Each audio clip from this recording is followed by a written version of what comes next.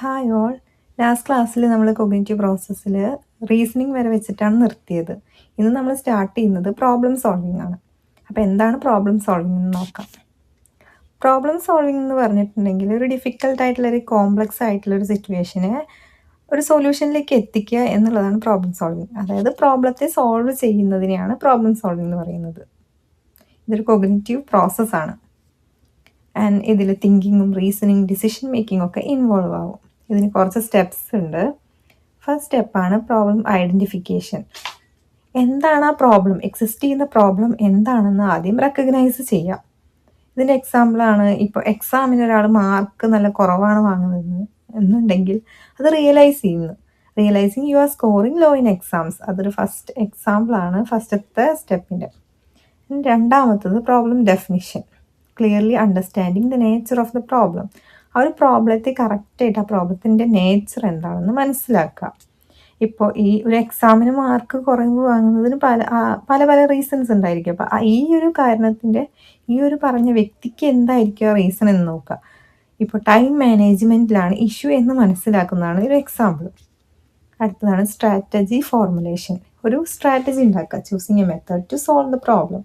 ആ ഒരു പ്രോബ്ലത്തെ എങ്ങനെ സോൾവ് ചെയ്യാം എന്നുള്ളതിനൊരു മെത്തേഡ് ചൂസ് ചെയ്യാം.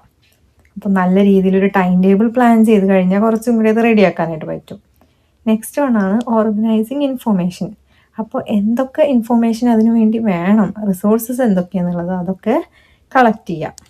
നോട്ട്സ്, അതുപോലെ പ്രീവിയസ് ക്വസ്റ്റ്യൻ പേപ്പേഴ്സും കാര്യങ്ങളൊക്കെ കളക്ട് ചെയ്യുന്നതാണ് ഇവിടെ എക്സാമ്പിളായിട്ട് വരുന്നത്. നെക്സ്റ്റ് വണ്ണാണ് റിസോഴ്സ് അലൊക്കേഷൻ. ഇതിന് deciding how much time, effort or money to invest.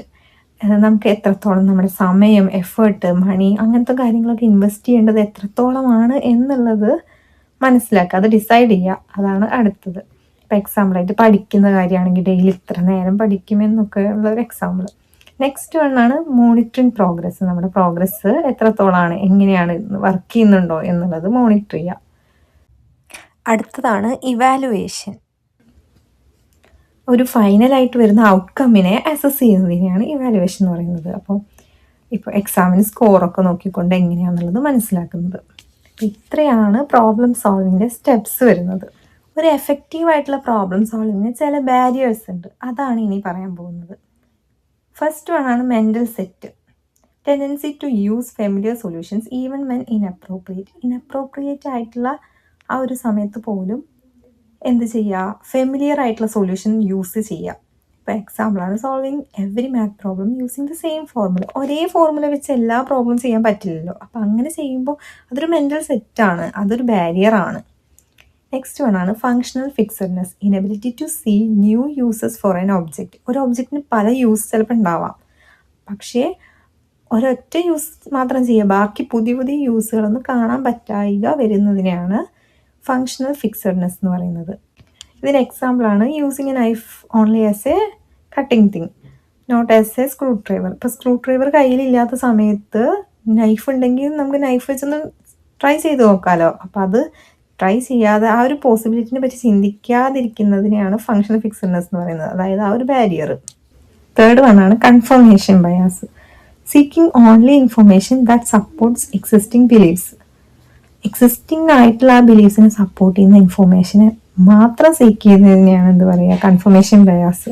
അതിനെ മാത്രം അന്വേഷിക്കുക, ബാക്കിയുള്ള കാര്യങ്ങളൊക്കെ ഇഗ്നോർ ചെയ്യുന്ന ഒരു രീതി. നെക്സ്റ്റ് ആണ് ഇമോഷണൽ ബാരിയേഴ്സ്. ഇപ്പോൾ സ്ട്രെസ്, ആങ്സൈറ്റി, അങ്ങനത്തെ കാര്യങ്ങളൊക്കെ ഇമോഷണൽ ബാരിയേഴ്സ് ആണ്. ഇതും പ്രോബ്ലം സോൾവിങ്ങിനെ എഫക്റ്റ് ചെയ്യും. ആൻഡ് ലാസ്റ്റ് വണ്ണാണ് ലാക്ക് ഓഫ് നോളജ്. ഇൻസഫിഷ്യൻ്റ് ആയിട്ടുള്ള ഇൻഫോർമേഷനും പ്രോബ്ലം സോൾവിങ്ങിൻ്റെ ഒരു ബാരിയറാണ്.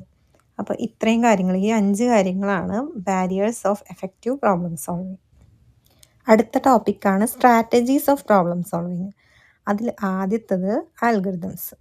ആൽഗരിതംസ് എന്ന് പറഞ്ഞു കഴിഞ്ഞാൽ ഒരു കറക്റ്റായിട്ടുള്ള ഒരു സൊല്യൂഷനിലേക്ക് എത്തുന്ന രീതിയിലുള്ള പ്രോബ്ലം സോൾവിങ്ങിനെയാണ് ആൽഗരിതംസ് എന്ന് പറയുക. ഒരു സ്റ്റെപ്പ് ബൈ സ്റ്റെപ്പ് ആയിട്ടുള്ള ഒരു പ്രൊസീജിയർ വഴിയായിരിക്കും കറക്റ്റ് സൊല്യൂഷൻ ഗ്യാരണ്ടി ചെയ്യാനായിട്ട് പറ്റും. ഇതിൻ്റെ ക്യാരക്ടറിസ്റ്റിക്സ് എന്ന് പറഞ്ഞു കഴിഞ്ഞാൽ ഇത് കുറച്ച് ലോജിക്കലാണ് ആൻഡ് സിസ്റ്റമാറ്റിക്കും കൂടിയാണ്, പക്ഷേ ഇത് ടൈം കൺസ്യൂമിങ് ആണ്. ഇപ്പോൾ മാത്സിൻ്റെ ഇക്വേഷൻസ്, ഫോർമുലാസ് യൂസ് ചെയ്തുകൊണ്ട് സോൾവ് ചെയ്യില്ലേ, അതൊരു അൽഗോരിതമാണ്. നെക്സ്റ്റ് വൺ ആണ് ഹ്യൂറിസ്റ്റിക്സ്. ഹ്യൂറിസ്റ്റിക്സ് എന്ന് പറയുന്നത് മെൻ്റൽ ഷോർട്ട് കട്ട്സ് എന്നാണ് അതിനെ പറയുക, അല്ലെങ്കിൽ റൂൾസ് ഓഫ് തമ്പ് എന്ന് പറയും. ഇതെന്ന് പറഞ്ഞാൽ കുറച്ചും കൂടി ഫാസ്റ്റാണ്, എഫിഷ്യൻ്റ് ആണ്, പക്ഷേ ഇറേഴ്സ് വരാനുള്ള ചാൻസ് ഉണ്ട്. നമുക്ക് സൊല്യൂഷൻ എന്ന് പറയുന്നത് അത്രയും ആക്യുറേറ്റ് ആണെന്ന് പറയാൻ പറ്റില്ല, ഒരു ഗ്യാരണ്ടി ഇല്ല അതിന്. ഇതിൻ്റെ ഒരു ഗുണം എന്ന് പറഞ്ഞാൽ ടൈം അധികം കൺസ്യൂമിങ് ചെയ്യില്ല, അതായത് ടൈം അധികം വേണ്ട ഇതിന്. പക്ഷേ എന്ന് പറഞ്ഞാൽ കുറച്ചും കൂടി ഗസ് വർക്ക് ആയിരിക്കും, അതും ഇതിൽ ഉണ്ട്. നെക്സ്റ്റ് വണ്ണാണ് means and analysis. Means and analysis എന്ന് പറഞ്ഞാൽ breaking a problem into smaller sub problems. ഒരു പ്രോബ്ലത്തിനെ സ്മോളർ സബ് പ്രോബ്ലംസ് ആക്കിയിട്ട് മാറ്റുന്നതിനെയാണ് മീൻ ആൻഡ് അനാലിസിസ് എന്ന് പറയുന്നത്. അപ്പം reducing the gap between current state and goal. നമ്മുടെ ആ ഒരു കറൻറ്റ് സ്റ്റേറ്റും ആ ഗോളും തമ്മിലുള്ള ഒരു ഗ്യാപ്പ് ഇവിടെ റെഡ്യൂസ് ചെയ്യുന്നുണ്ട്. അടുത്തതാണ് ബാക്ക്വേർഡ് സെർച്ച്. ഇപ്പം ബാക്ക്വേർഡ് സെർച്ച് എന്ന് പറഞ്ഞു കഴിഞ്ഞാൽ ആ ഒരു ഗോളിൽ നിന്നുകൊണ്ട്, starting from the goal and working backward to the present. ആ ഗോളിൽ നിന്നുകൊണ്ട് ബാക്കിലോട്ട് ആണ്, പ്രസൻറ്റിലോട്ടാണ് വരുന്നത്. അപ്പം ഇത്രയാണ് strategies of problem solving. Next വണ്ണാണ് കൾച്ചർ ആൻഡ് പ്രോബ്ലം സോൾവിങ്. ഒരു കൾച്ചർ എന്ന് പറയുന്നത് അവിടെ shared beliefs, values, customs and behaviour of a group. ഒരു ഗ്രൂപ്പിലുള്ള ആളുകളുടെ ബിലീഫ്സും വാല്യൂസും ബിഹേവിയേഴ്സ്, അവരുടെ കസ്റ്റംസിൻ്റെ ഒക്കെ ഒരു ഷെയറിങ് ആണ് എന്ത് പറയുക കൾച്ചർ എന്ന് പറഞ്ഞാൽ. അപ്പോൾ അത് കുറച്ചും കൂടിയും ആളുകളുടെ പ്രോബ്ലം സോൾവിങ്ങിനെ ഷേപ്പ് ചെയ്യുന്നുണ്ട്. അവർ ആ ഒരു പ്രോബ്ലത്തെ എന്താണെന്നുള്ളത് പെർസീവ് ചെയ്യുന്നതിനൊക്കെ ഷേപ്പ് ചെയ്യുന്ന ഒന്നാണ്. ആൻഡ് അവരുടെ ആ ഒരു സൊല്യൂഷനിലേക്ക് എത്തുന്ന രീതിയിനൊക്കെ അത് നന്നായിട്ട് ഇൻഫ്ലുവൻസ് ചെയ്യുന്നുണ്ട്. So problem perception. What is considered A problem may differ across cultures. ഓരോ കൾച്ചറിലും ആ ഒരു പ്രോബ്ലം എന്താണ് എന്നുള്ളത് ഡിഫറെൻ്റ് ആയിരിക്കും. ആ ഒരു പെർസെപ്ഷൻ എന്ന് പറയുന്ന ഒരു സംഭവം ഡിഫറെൻ്റ് ആയിരിക്കും. അപ്പോൾ ചില കൾച്ചറിൽ എന്ന് പറയുന്നത് അങ്ങോട്ടും ഇങ്ങോട്ടുള്ള കൊളാബറേഷൻ വഴിയുള്ള ഒരു സൊല്യൂഷൻ എന്ന് പറയുന്നത് വാല്യൂ ചെയ്യും. എന്നാൽ വേറെ ചില കൾച്ചറിൽ അത് ചിലപ്പോൾ ഇൻഡിവിജ്വൽ ആയിട്ടുള്ള റീസണിങ് ആയിരിക്കും എടുക്കുന്നുണ്ടാവുക. Cognitive strategies, logical, intuitive, holistic ആയിട്ടുള്ള അപ്രോച്ചുകളും അതുപോലെ തന്നെ കൾച്ചേഴ്സിൽ അനുസരിച്ചിട്ട് മാറ്റം വരാം. ഇപ്പോൾ എക്സാമ്പിളായിട്ട് വെസ്റ്റേൺ കൾച്ചർ, USA, UK പോലുള്ള വെസ്റ്റേൺ കൾച്ചറിൽ കുറച്ചും കൂടിയും rule based thinking, analytical thinking ഒക്കെയാണ് അവിടെ ഉണ്ടാകുന്നത്. എന്നാൽ ഈസ്റ്റേൺ കൾച്ചറിൽ ഇന്ത്യ, ജപ്പാൻ പോലുള്ള കൺട്രീസിലൊക്കെ എന്ന് പറയുമ്പോൾ കുറച്ചും കൂടി ഹോളിസ്റ്റിക് ആയിട്ടുള്ള തിങ്കിങ് ആയിരിക്കും ഉണ്ടാവുക. അവർ കുറച്ചും കൂടി റിലേഷൻഷിപ്സിനെയും കോണ്ടെക്സ്റ്റിനെ കുറച്ചും കൂടി ലോങ് ടേം എഫക്ട്സിനൊക്കെ കൺസിഡർ ചെയ്തുകൊണ്ടായിരിക്കും തിങ്ക് ചെയ്യുന്നുണ്ടാവുക. ഇതൊക്കെയാണ് കൾച്ചർ ബേസ്ഡ് ആയിട്ടുള്ള ഒരു ഡിഫറൻസ്. നെക്സ്റ്റ് ആണ് കോഗ്നിറ്റീവ് സ്റ്റൈൽ. കോഗ്നിറ്റീവ് സ്റ്റൈൽ എന്ന് പറയുന്നത് ഒരു ഇൻഫോർമേഷനെ പ്രോസസ്സ് ചെയ്യുന്നതിൻ്റെ ഒരു വേ ആണ്, അല്ലെങ്കിൽ ആ ഒരു പ്രോബ്ലത്തെ സോൾവ് ചെയ്യുന്നതിന് ഇൻഫോർമേഷൻ പ്രോസസ്സ് ചെയ്യുന്നതിൻ്റെ ഒക്കെ ഒരു വേ ആണ്. 2 ടൈപ്സിലാണ് കോഗ്നിറ്റീവ് സ്റ്റൈൽസ് ഉള്ളത്. ഫീൽഡ് ഡിപ്പെൻഡൻറ്റും ഉണ്ട്, ഫീൽഡ് ഇൻഡിപെൻഡൻറ്റും ഉണ്ട്. ഫീൽഡ് ഡിപ്പെൻഡൻറ്റ് എന്ന് പറയുന്നത് കോണ്ടെക്സ്റ്റിനെ, ആ ഒരു ഓവറോൾ കോണ്ടെക്സ്റ്റിനെ ഫോക്കസ് ചെയ്തുകൊണ്ടുള്ളതാണ്. ഇത് ആ ഒരു സോഷ്യൽ എൻവയോൺമെൻറ്റ്സും എക്സ്റ്റേണൽ ക്യൂസിനൊക്കെ റിലേ ചെയ്തുകൊണ്ടിരിക്കും.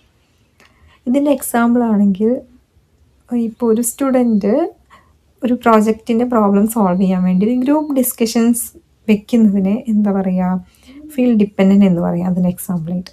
നെക്സ്റ്റ് ആണ് ഫീൽഡ് ഇൻഡിപെൻഡൻറ്റ്.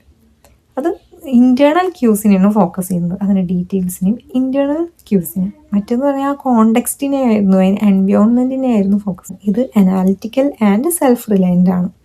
ഇതിൻ്റെ എക്സാമ്പിളാണ് ഇപ്പം പസിൽ സോൾവ് ചെയ്യുകയാണ്, ഒരു സ്റ്റുഡൻറ്റ് പസിൽ സോൾവ് ചെയ്യുന്നത് ഇൻഡിപെൻഡൻ്റ്ലി ഒരു ഗൈഡൻസും ഇല്ലാതെ ചെയ്യുന്നതിനെയാണ് എന്ത് പറയുക ഫീൽഡ് ഇൻഡിപെൻഡൻ്റ് എന്ന് പറയുന്നത്. ഇപ്പോൾ കൾച്ചറും കോഗ്നിറ്റീവ് സ്റ്റൈലും നോക്കുകയാണെങ്കിൽ കോഗ്നിറ്റീവ് സ്റ്റൈലിനെ ഷേപ്പ് ചെയ്യുന്നതാണ് കൾച്ചർ എന്ന് പറയുന്നത്. Culture can shape cognitive style. Collectivistic കൾച്ചേഴ്സിൽ കൂടുതലായിട്ട് ഫീൽഡ് ഡിപ്പെൻഡൻ്റ് ആണ്.